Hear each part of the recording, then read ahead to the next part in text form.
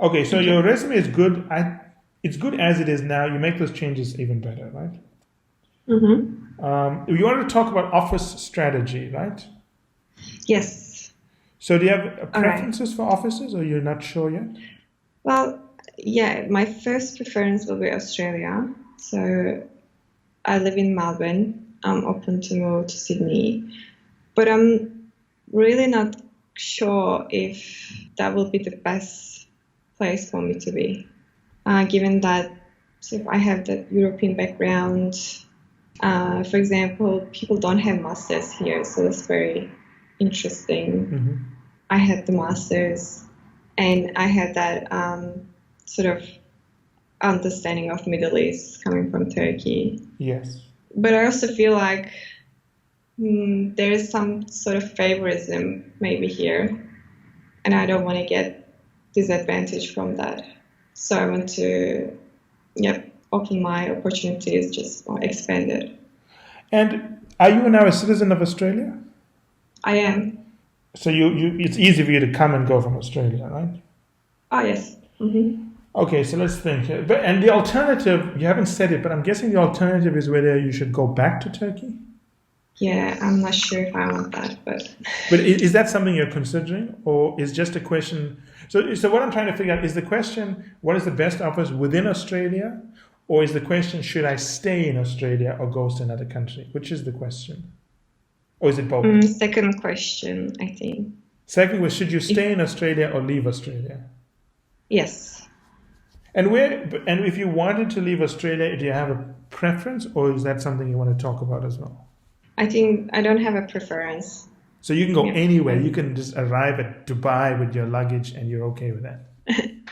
maybe. Yeah. Okay, that's good to know. Okay, this is what I think, right? Mm-hmm. You have Australian citizenship. It makes your life very easy, right?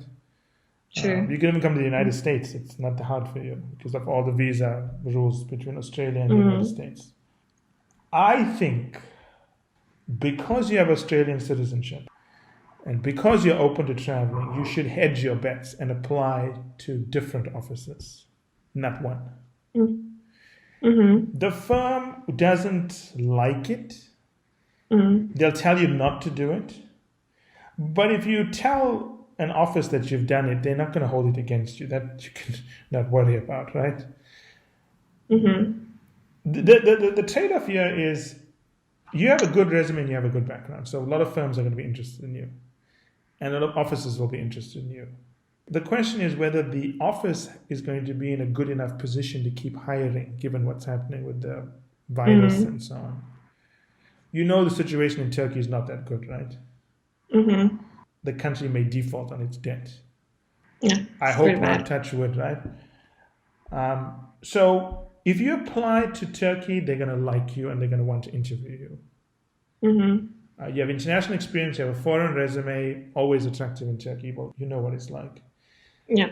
But and you'd be a strong candidate given your background. Mm-hmm. So my advice is you should reach out to the Turkish offices and speak Okay. to some of the partners. Don't apply. Tell them you're in Australia. You're applying to the McKinsey Achievement Program, but you're also interested in Turkey. And just talk to them. Don't Mm. apply yet. I'm sure they'll want you to apply. But it's always nice to talk to the partners and have someone who knows your application is coming through, right? True. Okay. Because you're applying to the McKinsey Achievement Award, it's not applying to McKinsey. So if you apply to Turkey, it's not as if you've Mm. applied to McKinsey before, right? It's okay. Okay. So I would look at Turkey, yes. If you like Dubai and the Middle East and all those places, yes, apply. But right now, it's not a good time because those offices are not going to be Mm-hmm. hiring a lot of people. But Turkey would be different. They would want Turkish people or foreign educated. That's their first prize for them, right? Mm-hmm. True.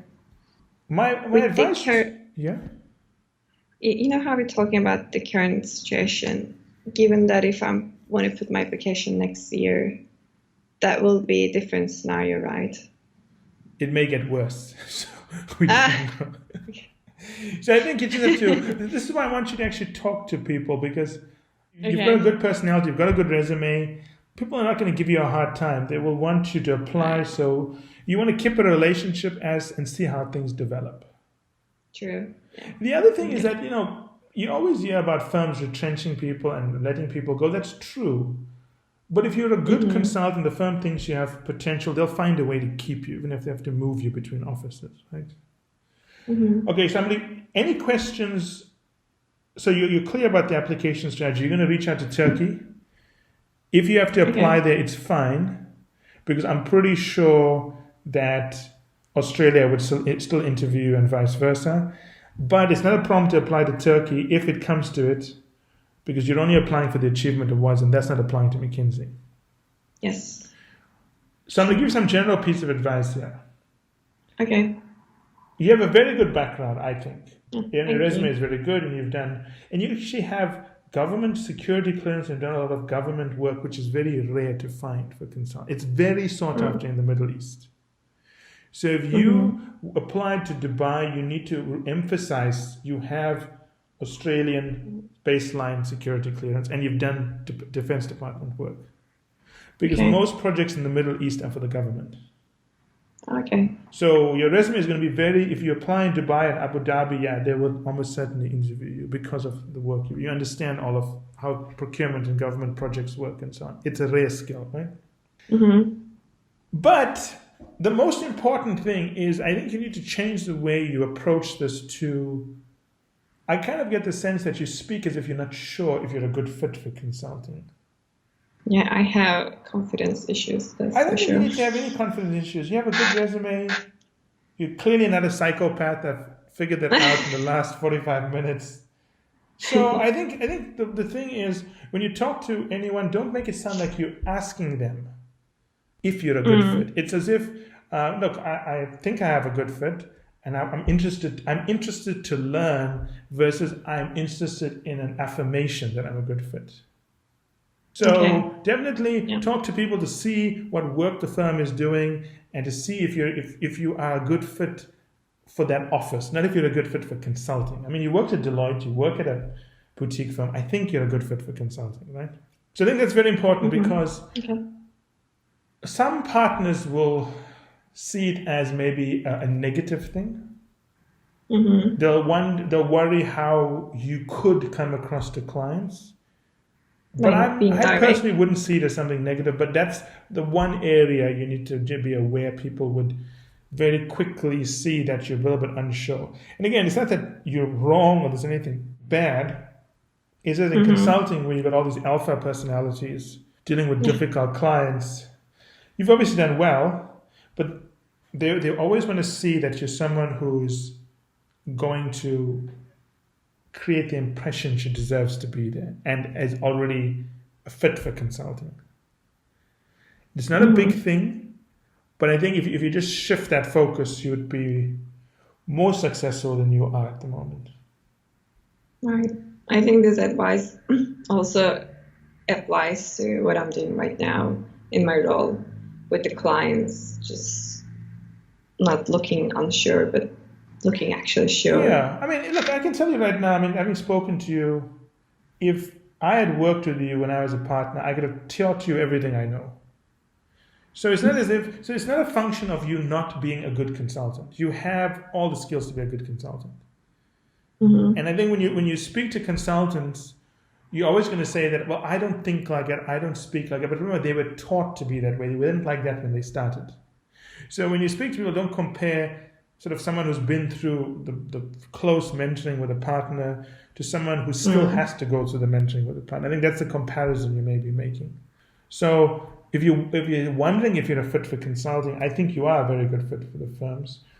You just need to be curious about the work, but not question whether you need to fit in or whether you can fit in.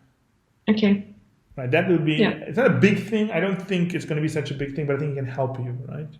So I would put the focus. I mean, for the achievement award, I think you're overqualified for it. But I still think you must apply, because they give you $2,500 and they give you a mentor. I mean, that's like a really good program, right? Maybe I should apply for that program.